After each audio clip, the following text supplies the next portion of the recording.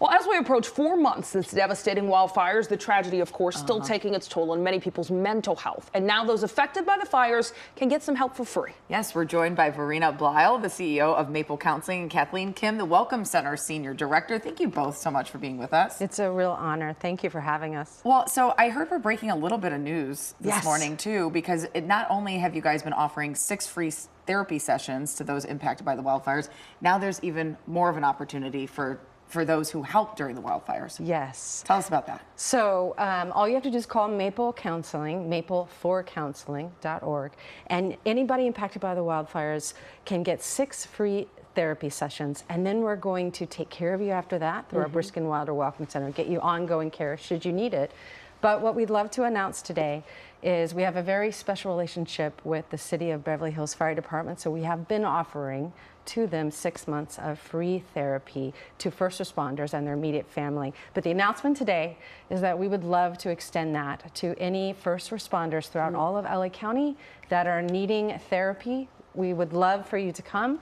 We'll get you set up through the Brisk and Wilder Welcome Center. Just call us, and it's 6 months for free. That's amazing. It really is. You think about all the things that people saw. You hear people's horrific accounts of getting out of the fire, the loss they've dealt with after, and then people's lives forever changed. Many of them moving to new situations, not being with their family and friends. So Kathleen, talk about the emotional issues that you guys are addressing with this therapy. Sure. A lot of times people are so into what's happening that they forget. And oftentimes they go through these series of shock and disbelief, as well as fear and anxiety. They experience survivor guilt.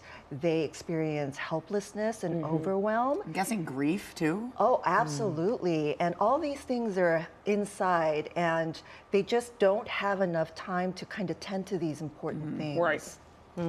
And that's, I'm sure you're seeing the same types of things as well. Absolutely. And generally in situations like the crisis with the LA fires is that people will put their mental health a little bit on the last of the list. Yeah. And so now is a perfect time. We're hoping that people have had a chance to really attend to all of the disruptions and the stress. And now let us help them manage the stress on an ongoing basis before it might break away into PTSD. That's our greatest concern, is we want to get it now before it becomes something more systemic and bigger to deal with. Which is something you see after disasters like this.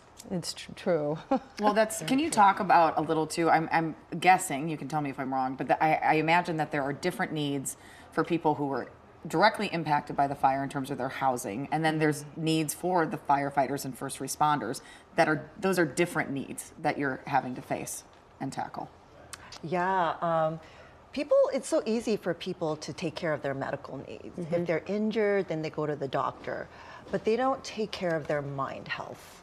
And this is where it's so important, especially after the fires, because people tend to keep busy. They keep it bottled up. They try to function. And it just doesn't work this way because it doesn't disappear.